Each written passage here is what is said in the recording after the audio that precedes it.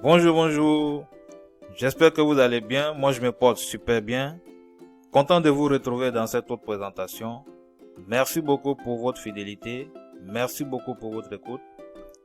N'oubliez pas de liker et de partager afin d'agrandir la communauté. Aujourd'hui, nous allons poursuivre avec le thème que nous avons entamé la dernière fois. Comment sécuriser les transactions électroniques. La dernière fois, nous avons vu en fait que les transactions électroniques, l'utilisation des transactions électroniques était basée principalement sur 5 services. Nous en avons cité 2 la dernière fois, la confidentialité et l'intégrité. Donc il reste, on va dire, l'identification, l'authentification, le contrôle de l'accès et la non-répudiation. Donc aujourd'hui nous allons voir l'identification et l'authentification, et on va laisser en fait la dernière partie, les 2 derniers services pour la présentation prochaine. Identification et authentification des parties. De quoi s'agit-il? D'abord, quand on parle d'identification, cela vise en fait à apporter la preuve de l'identification, de l'identité de chaque intervenant à l'aide d'une caractéristique qui lui est très spécifique. Et l'identification établit en fait l'identité d'une partie dans le système, d'accord, et en fait permet en fait de répondre à la question qui êtes-vous, d'accord. Et lorsqu'une entité est, on va dire, configurée dans le système, d'accord, il y a un identifiant qui lui est attribué automatiquement dans le système pour le reconnaître, et qu'on appelle généralement un compte d'accès. Donc l'identification, c'est du déclaratif, d'accord. Et maintenant, à la différence maintenant de l'authentification, qui est la confirmation maintenant, la vérification, la certification en fait de l'entité qui a été identifiée. L'identification est différente de l'authentification, qui est en fait la confirmation, la vérification que l'entité identifiée correspond bien à l'utilisateur qui a été déclaré. L'authentification a pour objectif de réduire et d'éliminer les risques d'usurpation d'entité en vue de poursuivre les opérations non autorisées. Il faut savoir que les 2 systèmes-là, les 2 méthodes peuvent être utilisées à la fois. D'accord, l'identification et l'authentification. Généralement, ça se fait le plus souvent en même temps, hein. L'identification se fait de façon implicite. D'accord. Il faut dire en fait que la méthode usuelle en fait qui permet de déployer l'identification, c'est la signature numérique.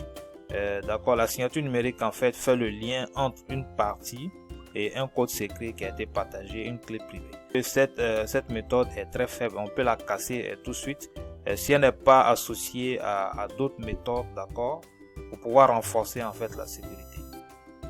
Il y a d'autres méthodes également d'identification combinées à l'authentification qui sont utilisées pour les usagers humains, d'accord, en l'occurrence les caractéristiques biométriques. Il faut savoir également qu'il existe 2 mesures biométriques, d'accord.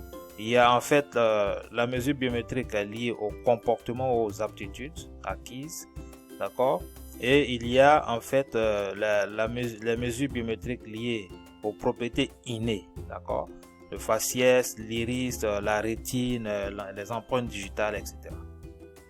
Maintenant, dans le déploiement en fait de ces mesures biométriques là, il y a généralement 3 étapes à suivre, d'accord. Il y a la phase d'inscription où en fait l'image sera traitée et insérée en fait dans le système. Il y a la phase d'extraction des paramètres, d'accord, lors de laquelle en fait le traitement de l'image se fait avec l'extraction d'un profil compact unique. Et il y a enfin la phase d'identification ou de vérification des images qui ont été en fait mises dans le système. D'accord. Et il faut savoir également que l'authentification, comme on l'a dit tout à l'heure, permet à une partie d'apporter la preuve, d'apporter en fait la certification, de confirmer en fait, d'apporter la preuve de son identité. Et intervient après en fait la phase d'identification. Pour l'authentification, on a dit tout à l'heure que pour l'identification, on répond à la question qui êtes-vous. Par contre, au niveau de l'authentification, on répond à la question êtes-vous réellement cette entité? D'accord? Donc l'entité utilise un authentifiant et le code secret, il faut dire, ne donne pas forcément le droit d'accès, hein, mais assure en fait la responsabilité dans l'usage des droits. On peut avoir un code d'accès et ne pas pouvoir accéder à une ressource si par exemple le code d'accès a été usurpé, donc, et qu'il y a une authentification forte pour pouvoir accéder à la ressource, l'accession ne pourra pas se faire en fait. Les risques en fait liés au code secret, c'est la divulgation et la faiblesse. Donc la divulgation, une fois que le code secret est divulgué, il n'y a plus de sécurité, et également la faiblesse en fait dans la composition du code secret. Les hackers en fait peuvent pirater facilement le code secret. D'accord? Maintenant, toujours dans les méthodes de déploiement en fait de l'identification et de l'authentification. Et pour l'identification, toujours une méthode aussi, c'est le chiffrement symétrique, d'accord, qui permet en fait de garantir à la fois la confidentialité, qui met en exergue la confidentialité des messages et l'identification correcte des parties en même temps, et en même temps l'authentification dans la même phase. Et pourquoi cela est possible ici? Parce que c'est un serveur de distribution de clés qui sert en même temps de serveur d'authentification. Donc le code secret est connu de toutes les parties. Donc la phase de on va dire confidentialité des messages, identification et authentification se font en fait dans la même phase. Par contre, dans le chiffrement à clé publique, d'accord, l'authentification se fait à deux niveaux ici. L'authentification consiste déjà à demander à l'utilisateur de faire la preuve, d'accord, qu'il détient la clé privée correspondant à la clé publique qui lui est attribuée. Déjà, il faut savoir que l'autorité de certification atteste en fait de l'association de la clé publique, d'accord, à une identité en lui délivrant un certificat. Donc, comment ça se passe? La partie va générer un biclé, une paire de clés privées et publiques, va envoyer en fait la clé publique à l'autorité de certification. L'autorité de certification va en fait signer les informations sur l'identité en fait de la partie et la clé publique. D'accord? Donc en ce moment, certifie, authentifie, on va dire, la partie en lui offrant en fait un certificat. D'accord? Donc comme je l'ai dit, l'identification et l'authentification ici dans le domaine en fait du chiffrement à clé publique se font dans deux phases distinctes. L'identification se fait, d'accord, par signature numérique. Une fois que en fait la signature numérique est faite, ça permet en fait d'identifier la partie. Et maintenant l'authentification est mise en œuvre ici par le certificat en fait qui a été délivré par l'autorité de certification. Donc à ce niveau, pour le chiffrement symétrique, comme on l'a dit, fait en une seule phase, met en œuvre en une seule phase la confidentialité et l'identification et l'authentification en fait des parties, tandis qu'au niveau du chiffrement à clé publique, d'accord, l'identification est mise en œuvre par la signature numérique, d'accord. Une fois que la partie signe avec sa clé privée, on saura en fait que c'est effectivement telle entité, telle partie en fait qui a effectivement signé le message. Si on a pu par exemple décrypter, déchiffrer le message avec la clé publique, d'accord.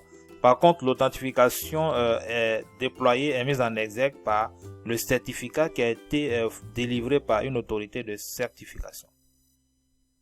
D'accord? Comment authentifier? L'authentification d'une personne peut se faire par la vérification de ce que l'entité est, d'accord, à travers en fait des mesures biométriques, d'accord, le faciès, l'iris et tout ça, à travers ce que l'entité a, d'accord, ce que l'entité possède, un jeton, une carte à puce, ou en fait à travers ce que l'entité connaît, un mot de passe secret ou bien un PIN, d'accord, comme le montre la figure. Donc à ce niveau en fait, ce que l'entité est, donc c'est l'empreinte digitale, la rétine, le faciès, d'accord. Ce que l'entité possède, ça peut être un téléphone, un smartphone, d'accord, un token, d'accord, qui permet en fait de faire authentification. Et ce que l'entité connaît, d'accord, connaît un mot de passe, une phrase de sécurité ou un PIN par exemple. Toujours, comment s'authentifier? Selon en fait les recommandations de l'Organisation internationale de télécommunications, sa recommandation X500 et X811, d'accord, et met en exergue deux types d'authentification simple. Deux types d'authentification. L'authentification simple et l'authentification poussée. L'Union internationale de télécommunications, c'est une agence des Nations Unies.